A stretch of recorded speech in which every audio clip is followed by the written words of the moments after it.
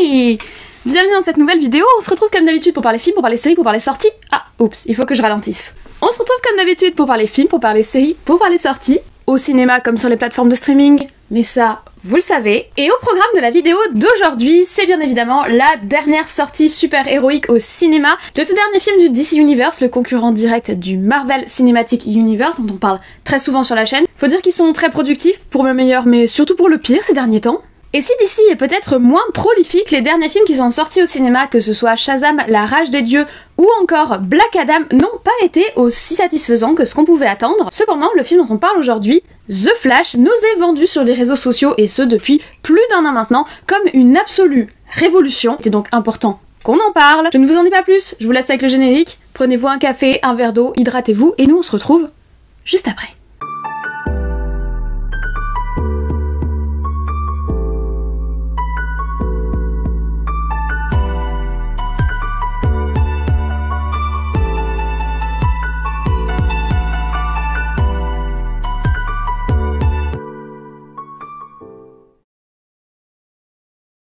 Alors, le film The Flash est le 13e film du DCU, donc le DC Cinematic Universe, et c'est la première adaptation long métrage de Barry Allen, donc du Flash, où il serait le héros du film puisqu'il est déjà apparu dans Justice League notamment.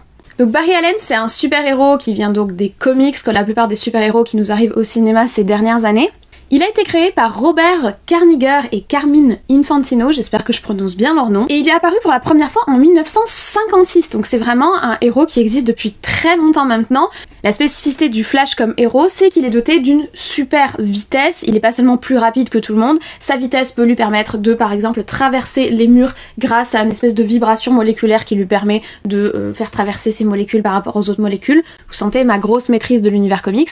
Et il peut aller tellement vite qu'il peut aller plus vite que la vitesse de la lumière et donc potentiellement remonter le temps. C'est d'ailleurs lui dans l'univers d'ici qui le premier va introduire le concept de multivers grâce à sa capacité de voyager entre les espaces et le temps. Les multivers, vous le savez probablement, c'est extrêmement important dans les univers des comics, que ce soit Marvel ou DC, puisqu'ils permettent de créer des réalités alternatives ou réalités parallèles où les héros que l'on connaît seraient différents, auraient des histoires différentes, et ça permet un petit peu d'expliquer les énormes différences qu'il peut y avoir entre différentes versions d'un même héros ou différentes versions d'une même histoire. Et c'est particulièrement pratique lorsqu'on essaye de rebooter un super-héros ou de rebooter une histoire, c'est-à-dire de la refaire depuis le début en partant sur de nouvelles bases et en lui donnant de nouveaux enjeux.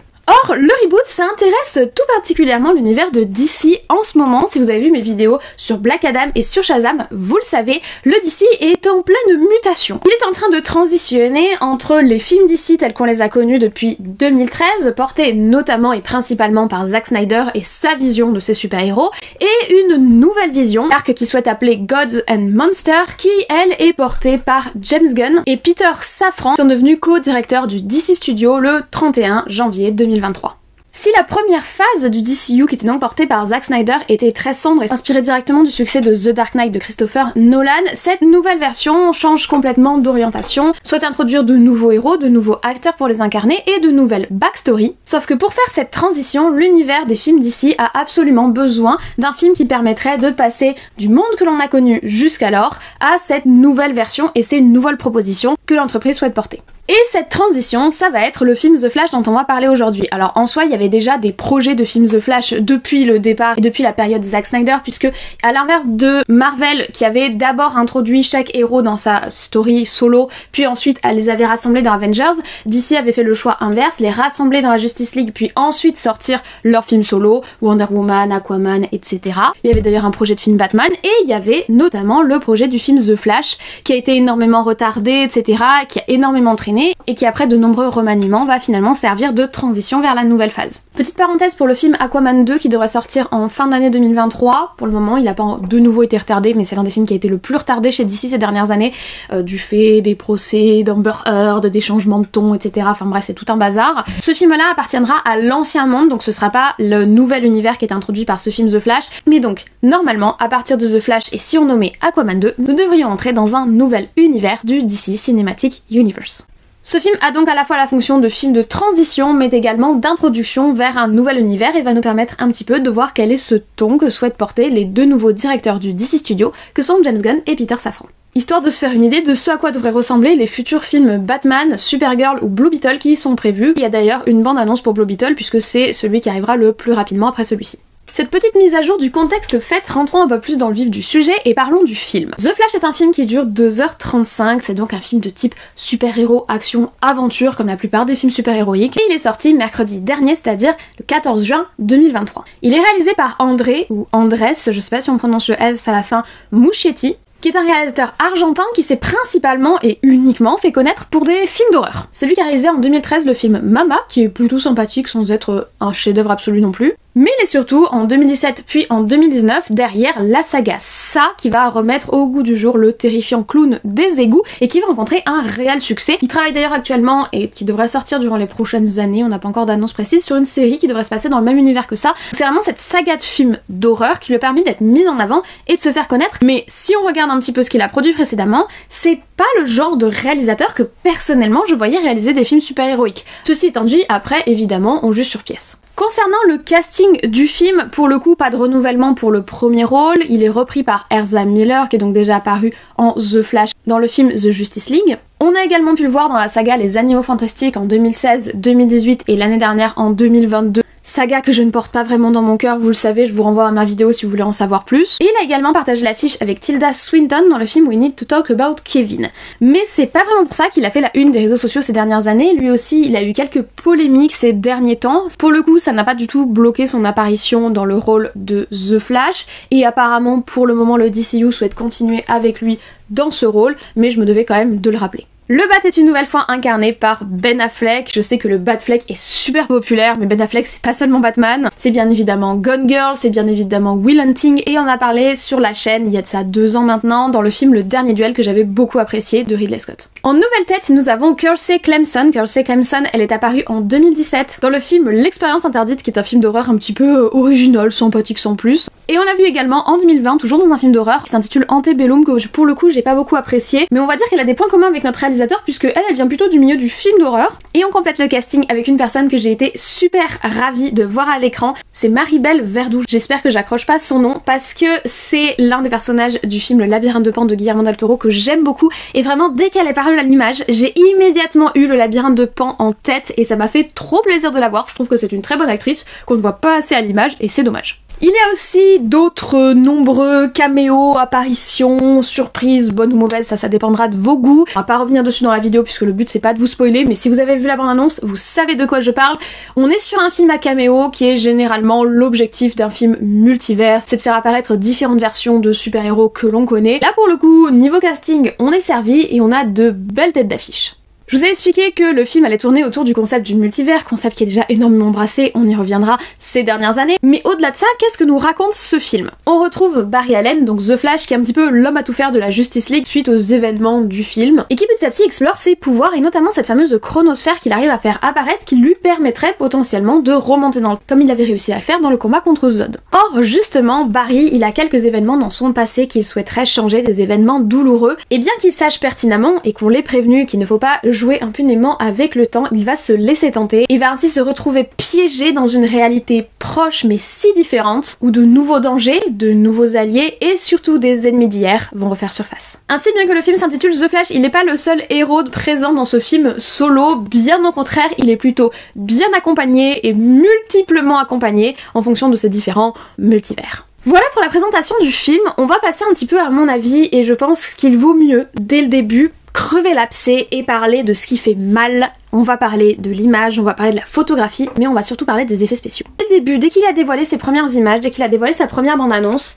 tout le monde a crié aux effets spéciaux, cracra, moi-même la première. Faut dire que la bande-annonce qui avait été révélée, où on voyait quelques extraits, notamment de la bataille finale, faisait très peur à voir. Il nous avait dit que c'était en travaux, il nous avait dit que ça allait être retravaillé. Non. Le film est terriblement moche au niveau effets spéciaux. Je pense pas qu'on puisse dire le contraire. Le film est très violent visuellement.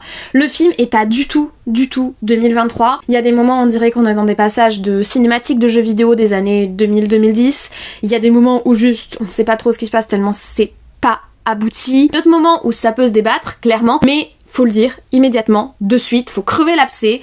Le film est moche, les effets spéciaux ne sont pas aboutis, c'est pas beau, voilà. Une fois que ceci est dit, on va essayer de nuancer un petit peu parce qu'en soi tout n'est pas hideux. Quand on n'a pas d'effets spéciaux, globalement, c'est plutôt bien filmé, la photographie est efficace, les scènes d'action sont lisibles, c'est relativement fluide, même s'il y a quelques moments où c'est difficile à suivre, notamment sur le combat final, ça reste relativement fluide, ça reste relativement spectaculaire, on est quand même sur les codes du cinéma super-héroïque et ceux-ci sont respectés. Et au niveau des effets spéciaux, si au début vraiment c'est choquant, vraiment ça te fait immédiatement sortir de l'histoire dès qu'on a les premiers effets spéciaux et en plus on commence fort avec la scène des bébés qui est cauchemardesque, et pas à cause de ce qui arrive aux bébés, mais à cause de ce à quoi ressemblent les bébés, c'est cauchemardesque. Alors juste après t'enchaînes sur la cagoule de Batman, ça donne des cauchemars. En soi t'es pas étonné quand tu apprends que le réalisateur c'était avant réalisateur de films d'horreur, tu sens le lien quoi, voilà. Ça commence très très fort, mais ça a l'avantage entre guillemets du fait que tu t'habitues. C'est-à-dire que vraiment les 10-15 premières minutes, je sortais constamment du récit à cause de la mocheté des effets spéciaux, puis petit à petit mon œil s'est habitué. Je sais pas si c'est pour le meilleur ou pour le pire, mais au moins ça m'a permis de m'investir quand même dans le film et de suivre quand même l'action. Après quelques moments, notamment le moment de la tête flottante qui est infernal, où je suis ressortie de l'action, mais c'était beaucoup plus ponctuel et j'ai fini par m'adapter, m'habituer, m'accommoder de la mocheté des effets spéciaux qui persistent tout au long du film. Je vais pas vous dire qu'il y a une amélioration, il y en a pas. Le grand combat final à la fin est absolument immonde visuellement, il y a des moments c'est de la bouillie de pixels, il y a des moments c'est complètement vide, t'as l'impression qu'il manque des textures, enfin ça va pas du tout. Mais si on voit les choses positivement, on arrive à s'y habituer. Après tout, l'homme est une espèce très adaptable, donc on peut s'habituer à tout. Seul point où j'ai trouvé les effets spéciaux plutôt intéressants, en tout cas l'idée qu'ils ont voulu mettre en place plutôt intéressante, c'est cette fameuse histoire de Chronoball, là, le moment du coup où on voit les différents univers, dirons-nous, les différentes temporalités.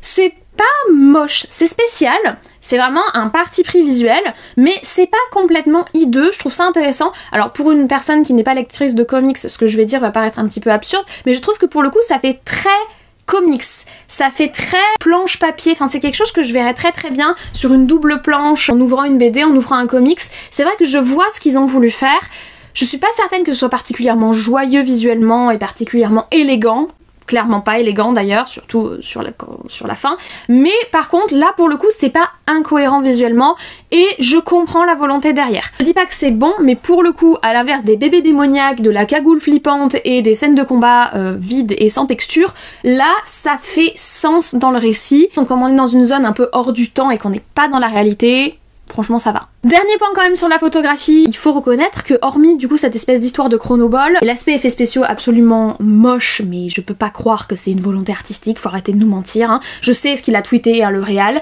c'est non. Ça s'appelle essayer de rattraper les pots cassés une fois que les gens se sont rendus compte qu'ils s'étaient fait léser en allant voir un film qu'on leur a présenté comme un triple A et qu'en fait c'est un B-. Ça s'appelle rattraper les pots cassés, c'est que de la com, c'est pas une vision artistique, c'est juste moche. Et même en dépassant cette problématique des effets spéciaux, je trouve quand même que le film manque un petit peu d'identité. C'est vrai que chez DC, on a eu un réal qui avait une identité extrêmement forte, on n'aimait pas, je pense qu'on peut pas retirer à Zack Snyder d'avoir eu vraiment un impact très fort sur les premiers films du DCU. Moi personnellement j'aime beaucoup ce côté extrêmement épique, extrêmement mythologisé autour des personnages, très sombre et en plus très porteur de métaphores. Moi j'aimais bien, je peux comprendre qu'on n'aime pas, mais ce qu'il faut reconnaître c'est qu'avant DC avait une vraie identité visuelle. Là ce film The Flash, ça pourrait être un Marvel, ça pourrait être n'importe quoi. Il n'y a pas vraiment d'identité spécifique et ça c'est très dommage. Point beaucoup plus positif, la musique. Je suis ravie de vous dire que le syndrome de la playlist Spotify aléatoire n'a pas sévi dans ce film. Franchement, vous pouvez pas savoir comme ça m'a fait plaisir. Puisque du coup, les derniers films que nous avons eu du DCU, c'était Shazam 2 et Black Adam. Et c'était deux films qui étaient terriblement touché par le syndrome de la playlist aléatoire Spotify pop, musique un petit peu dansante pour faire bouger les gens, sauf qu'on n'est pas en boîte de nuit, on est au cinéma, calmez-vous les gars. Et là on a de la musique orchestrale, on a quelque chose de composé, on a des musiques qui sont héroïques, qui sont épiques, qui sont tristes, on a les thèmes des Batman, j'adore les thèmes des Batman, ça m'a filé le smile. On a des thèmes de combat, on a des thèmes plus tristes, c'est du bon accompagnement musical et ça fait plaisir. Alors on va se calmer quand même, on n'est pas sur du Hans Zimmer non plus, mais ça fait extrêmement plaisir d'avoir un film super-héroïque qui est bien accompagné musicalement. Donc la bande originale est composée par Benjamin Wallfisch, c'est principalement de la musique orchestrale, donc avec plein d'instruments, etc. On est clairement sur un petit pas pour l'homme et un pas trop grand pas pour l'humanité, mais je commence à en avoir tellement marre de ces musiques pop qui envahissent et qui parasitent les films que rien que d'entendre un orchestre d'accompagnement, ça m'a fait plaisir. Vraiment, j'insiste, les thèmes du Batman, la nostalgie, j'aime bien. Alors oui, ça joue sur la fibre nostalgique, mais c'est un argument comme un autre, c'est un levier comme un autre pour donner des émotions à ton spectateur, et moi ça me donne les émotions. Donc je suis contente. On va sortir un petit peu de la forme, même si on va en parler encore un petit peu, pour aller un petit peu plus sur le fond, et nous allons parler des personnages. Si vous suivez la chaîne, vous savez que je ne suis pas une lectrice des comics, donc moi je découvre ces super-héros, et je découvre ces univers à travers les films qui les adaptent, et j'ai eu l'impression de redécouvrir Barry Allen dans ce film, et ça m'a fait extrêmement plaisir. Moi, à la base, je connais Flash par Big Bang Theory et Sheldon Cooper. Donc voilà, c'est pas très... On va dire que mon background n'est pas exceptionnel. Je l'ai redécouvert dans The Justice League. J'ai pas regardé la série The Flash, on m'avait conseillé, mais ça m'a pas attiré. J'ai regardé les premiers épisodes, je suis pas restée dessus. Donc le seul Barry Allen que je connaissais pour le moment, c'est celui du film Justice League. Et il faut dire que j'étais pas tombée complètement in love du personnage. Et là, je suis vraiment contente parce que je trouve qu'au niveau du développement de personnage, pas seulement lui, mais particulièrement notre héros, ils ont fait un super travail. Les personnages ont vraiment de la texture. Il y a vraiment quelque chose, ils sont pas là pour rien, ils s'agitent pas dans le vide, ils ont des vrais enjeux, des vraies émotions, de vrais relationnels entre eux, ce qui est super cool, et franchement ça fait plaisir d'avoir quelque chose de bien écrit. Attention, je ne sais pas si c'est respectueux des personnages dans le comics. Moi je vous dis qu'ils sont respectueux au moins de leur donner une texture, une profondeur, une réalité, une tangibilité à ces gens et de pas juste être des mecs en slip moulant qui se baladent et qui tuent des méchants. Ça c'est pas un développement de personnage. Là ils donnent vraiment quelque chose. Les Batman sont super, j'ai beaucoup apprécié les légères différences de caractère mais à la fois la parallèle qu'ils font entre eux. Par ailleurs les acteurs sont tous très bons, donc qu'est-ce que vous voulez que je vous dise. Le personnage féminin qui apparaît dans le film, je trouve également qu'il y a de la texture, il y a de la profondeur, il y a beaucoup de mystère puisqu'on est sur l'introduction d'un nouveau personnage, mais je trouve qu'elle arrive déjà à être intéressante, à être intrigante, à avoir des décisions, à avoir une émotionnalité, ça fait vraiment plaisir. Après, il y a quand même deux gros bémols. Il y a un caméo qui est tellement gratuit, c'est violent, mais alors qui sert à rien. Et c'est encore le même caméo qui servait à rien dans Shazam, donc je trouve que quand même ça commence à plus du tout respecter ce personnage. Pourquoi vous êtes irrespectueux comme ça là? Enfin bref, ça c'est le premier truc, ça va pas du tout. Deuxième truc, l'antagoniste est nul. On va en reparler quand on va parler du scénario, parce qu'au final l'antagoniste c'est à peine en détail dans l'histoire, mais ils auraient pu quand même faire un léger effort. Je suis d'accord que bon, cet antagoniste, y avait plus grand chose à travailler dessus, dirons-nous, pour ne rien spoiler et sans vous en dire plus, mais ils auraient pu quand même donner un petit peu de texture à la bébête, ils auraient pu donner, enfin je sais pas, faire quelque chose, le pauvre quoi. Donc on a quand même deux personnages qui sont complètement sous-traités et c'est à se demander ce qu'ils foutent là, mais hormis ces deux là, les personnages qu'on va suivre majoritairement dans le film qui vont être Barry Allen The Flash, le Bat et le nouveau personnage féminin qui est introduit, ça m'a fait vraiment plaisir qu'ils soient développés, et en plus, c'est ce que je vous disais sur l'aspect acting, ils sont bien joués.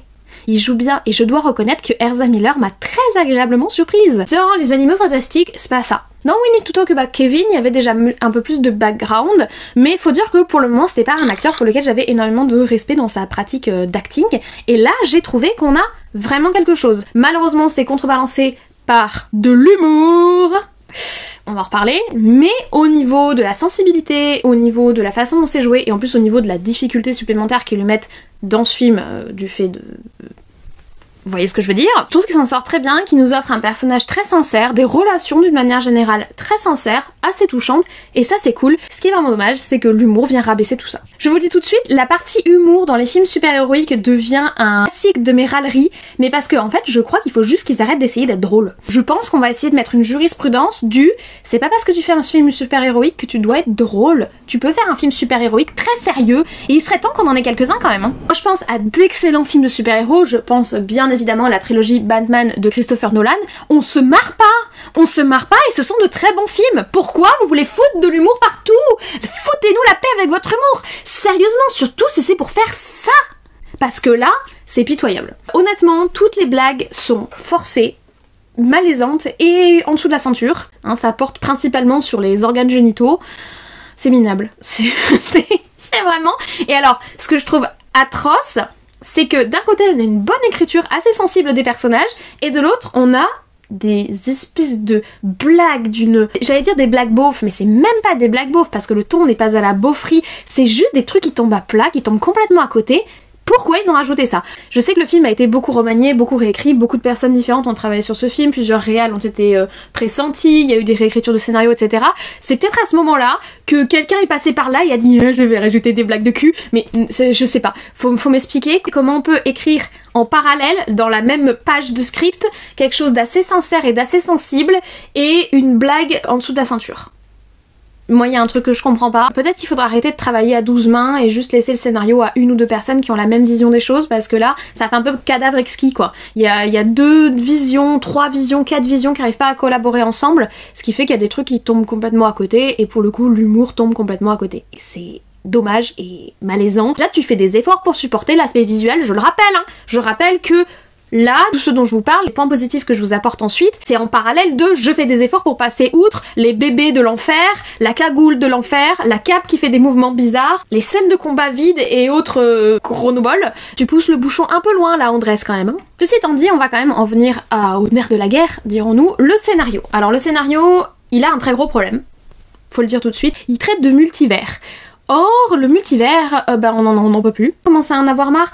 C'est quand même le 4e film super-héroïque qui nous traite de multivers en l'espace de 3 ans. 2 ans même, ça commence à saouler. On a eu No Way Home qui avait l'avantage d'être le premier et qui avait la fraîcheur et qui, sur le moment, moi j'avais passé un moment avec le recul, est un très mauvais film. Creux, y a rien dedans. C'est comme t'offrir à Noël un cadeau avec une très belle boîte super bien emballée, t'es tout content, tu l'ouvres, c'est vide. Voilà. Ça c'est No Way Home. Mais il avait l'avantage de passer en premier. On a eu Doctor Strange Multiverse of Madness, Into et Across the Spider-Verse, donc les dessins animés Sony autour du Spider-Man de Miles Morales, dont le dernier est sorti très récemment, donc en plus la proximité au niveau de sortie des dates est quand même très embêtante. Et en parallèle de cela, on a eu des films tels que Everything Everywhere All at Once qui approchent la même thématique du multivers, mais pas à travers la figure super-héroïque en particulier. Ça commence à devenir extrêmement redondant, ça commence à devenir extrêmement fatigant, et oui, c'est malheureux, mais ce n'est pas au bénéfice de ce film. Et ce qui est en fait vraiment dommage dans cette situation, c'est qu'ils ont une réelle proposition. Le multivers, c'est pas là pour décorer, le multivers a vraiment une fonction, ils essayent vraiment de passer quelque chose à travers, ils ont une approche qui est relativement différente, en tout cas ils apportent une approche et ils apportent une façon de regarder le multivers qui est différente, mais ils arrivent après la bataille, et pour beaucoup de gens la lassitude s'est déjà installée, et même pour moi, en faisant des efforts, oui je vois la particularité de ce DCU, mais quand on a la scène des spaghettis par exemple, ça fait déjà 5 fois qu'on m'explique ce concept au cinéma. Moi j'ai l'impression que les films commencent à me prendre pour une idiote, et c'est pas la faute de ce film en particulier, mais c'est contextuel. C'est très difficile de passer outre l'aspect contextuel et émotionnel dans l'appréciation d'une œuvre. En soi, ça me fait de la peine pour le projet, parce qu'il a une proposition, mais malheureusement, il arrive après la bataille, et la bataille est déjà vaincue, elle a déjà eu de très belles propositions, notamment Everything Everywhere All at Once et Across the Spider-Verse, mais ce qui est réellement dommage, c'est que pour The Flash, j'ai pas peur que ce soit trop tard pour vraiment tirer son épingle d'un jeu qui est malheureusement déjà gagné, remporté et plié par d'autres films qui l'ont précédé. Ils ont peut-être trop attendu en fait. Une fois qu'on a acquis cette partie-là, on va essayer de creuser un peu plus au niveau du scénario, puisque ce scénario ne nous parle pas que du multiverse quand même, il développe autre chose. Le principal blocage au niveau de ce scénario, c'est que c'est un film de transition et que ça se sent énormément. De la situation de base à la situation de dénouement à la fin, le schmilblick a pas des masses avancées. On sent juste qu'ils ont rempli leur cahier des charges, c'est-à-dire permettre d'avoir une transition pour le spectateur pour passer de l'ancien mode DCU au nouveau mode DCU. Après, et heureusement, grâce à un bon développement de personnage, à une bonne émotion, et un respect des codes classiques du cinéma super-héroïque, le rythme étant respecté, on est sur le petit bateau et tout va bien, et le film est pas malmené. Le rythme du film est d'ailleurs plutôt bon, je trouve, parce que même en sortant de temps en temps de l'intrigue à cause des visuels, j'ai quand même réussi à bien me maintenir et à passer un moment relativement sympathique. Ce qui est dommage par contre, c'est qu'une fois que tu sors du film, avec le recul, il s'est pas passé grand chose en fait. Je dirais pas que je ressors avec une boîte vide comme No Way Home,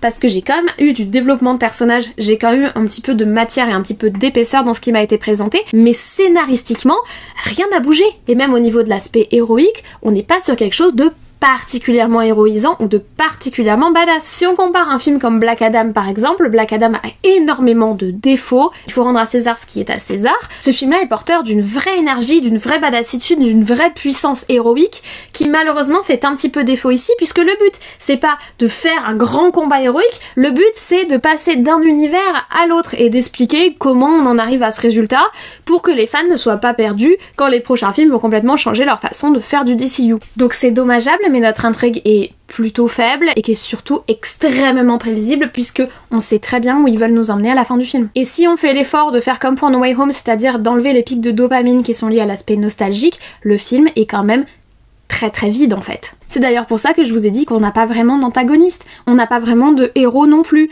On a une espèce de fable transitionnelle, relativement bien menée, hein, ils remplissent leurs objectifs, qui malheureusement tombe un peu à plat du fait de sa prévisibilité et du fait de son manque de réel enjeu au final. Pour lui-même, comme un film indépendant qui est supposé être à la base quand même le film solo de ce personnage, c'est scénaristiquement assez décevant, et ce qui est malheureux c'est que ça s'ajoute à visuellement assez décevant, mais en soi, il aurait pu totalement sortir son épingle du jeu s'ils avaient pas fait une com désastreuse autour du film. Ça fait plus d'1 an maintenant qu'on commence à nous teaser ce film The Flash comme un chef-d'œuvre absolu. Tout le monde y va de sa petite remarque, on nous a partagé les avis de Tom Cruise, on nous a partagé les avis de Stephen King, allez savoir ce que Stephen King foutait là.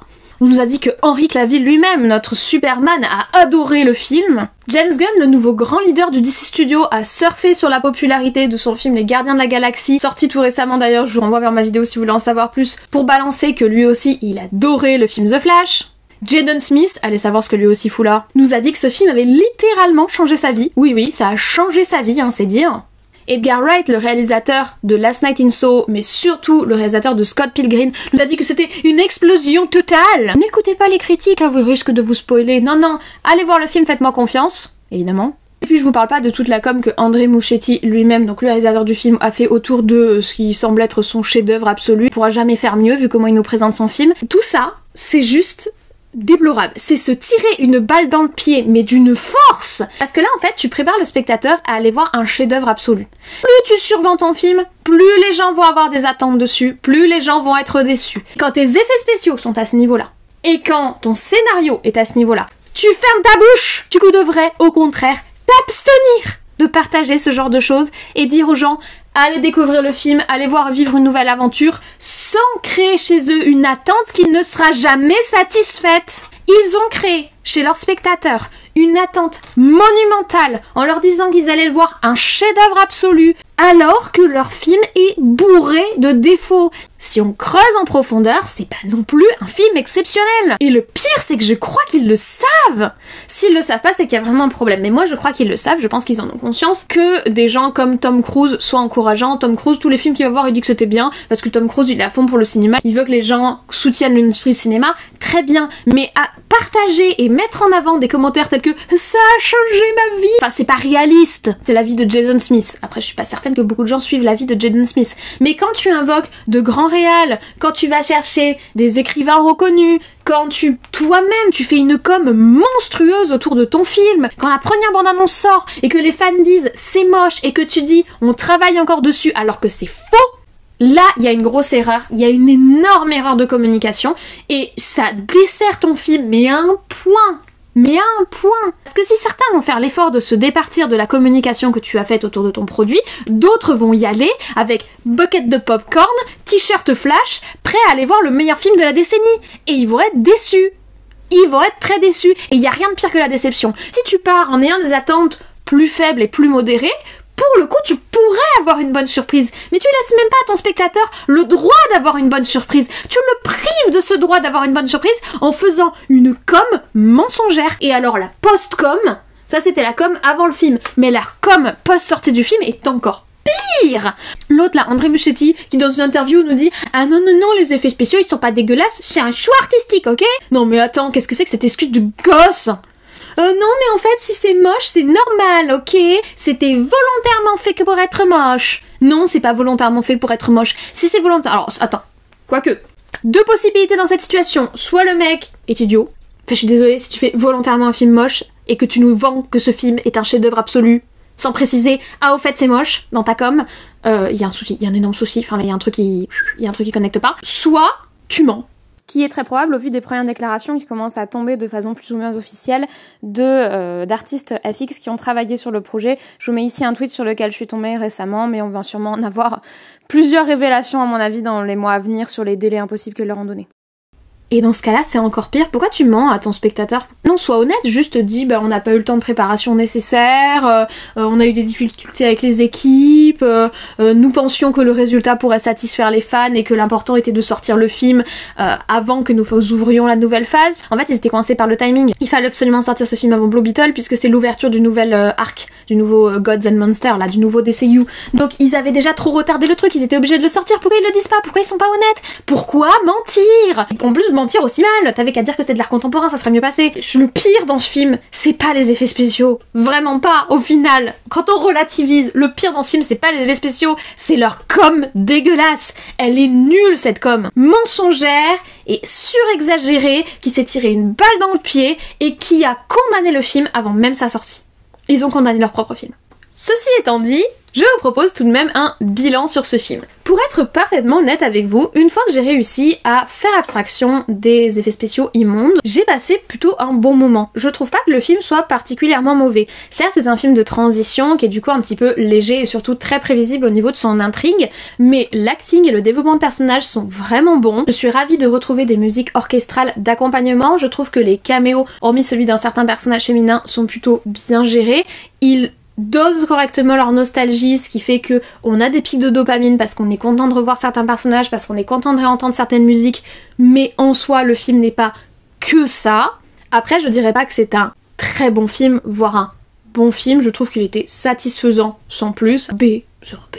Il y a des erreurs qui sont inexcusables, des effets spéciaux pareils en 2023, c'est inexcusable. Et surtout pas excusable avec les justifications à la mort moelleux qui nous sortent sur Twitter et dans leurs interviews. Là c'est encore pire, vous ne faites que creuser votre tombe les gars, arrêtez, taisez-vous, ça suffit. L'humour est quand même extrêmement lourd et très malaisant et très mal placé et pour moi ils auraient dû s'abstenir d'en mettre. Et surtout le film a été énormément sabordé par sa communication qui a gâché ses chances d'être quand même un film tout à fait honorable et je trouve ça très dommage. Je suis sûre d'ailleurs qu'il y a des gens qui ont apprécié le film parce que c'est des gens qui suivent pas du tout la com du cinéma et qui du coup sont allés le voir comme ça sans savoir à quoi s'attendre, passer un moment probablement plus agréable que d'autres parce qu'ils n'avaient pas ce parasitage de vous allez voir un chef-d'œuvre. Maintenant il faut aussi nuancer, il y a des gens qui disent que c'est le pire film que le monde ait jamais porté. Honnêtement je ne trouve pas. Je trouve que pour le coup en se battant avec les mêmes armes c'est un film qui est bien plus appréciable et qui je pense sera beaucoup plus facilement durable que le film No Way Home qui avait certes un très très beau paquet cadeau et de beaux effets spéciaux, mais qui, au-delà de ça, présentait un vide intersidéral, chose que nous n'avons pas ici, puisqu'on a quand même une belle matière au niveau des personnages. Pour moi, ce sera plutôt un bilan moyen. C'est beaucoup de gâchis. Maintenant, est-ce que je vous le recommande? J'ai envie de vous dire oui, mais en vous mettant en tête que les effets spéciaux seront immondes de toute façon et qu'il faut l'accepter si tu veux pouvoir passer un bon film, parce que si tu bloques à chaque fois, je pense que pour le coup, tu passes vraiment un très mauvais moment. Certes, le film a de gros défauts, et c'est beaucoup de gâchis. En fait, surtout ça, c'est frustrant parce que c'est du gâchis. Ils ont gâché beaucoup de très bonnes matières. C'est vraiment triste à voir. Mais le film reste 2h30 correct. C'est correct. Voilà, je vous remercie d'avoir regardé cette vidéo sur The Flash jusqu'au bout. J'espère que vous l'avez apprécié. J'ai conscience que mon avis est probablement moins tranché que beaucoup d'autres critiques et de beaucoup d'autres personnes qui ont des avis sur YouTube et que mon avis n'est pas celui d'une personne qui connaît les comics puisque je connais absolument pas Barry Allen en dehors des films.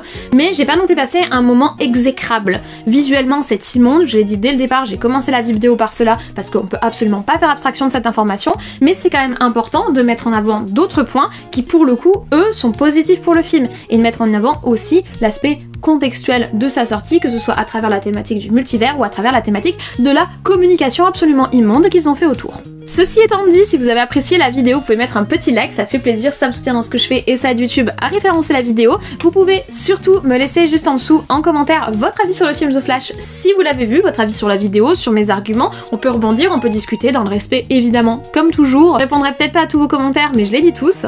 Si vous n'êtes pas encore abonné, ça se passe juste en dessous, c'est gratuit, ça fait plaisir et ça vous permettra surtout de suivre mes futurs avis vidéo. Moi en tout cas, je ne vous embête pas plus, je vous souhaite dès à présent une très bonne journée, une très bonne semaine, de très bons visionnage. Peut-être The Flash, ce sera pas très bon, mais ce sera correct. En attendant, et surtout, prenez soin de vous, et nous on se dit à très vite.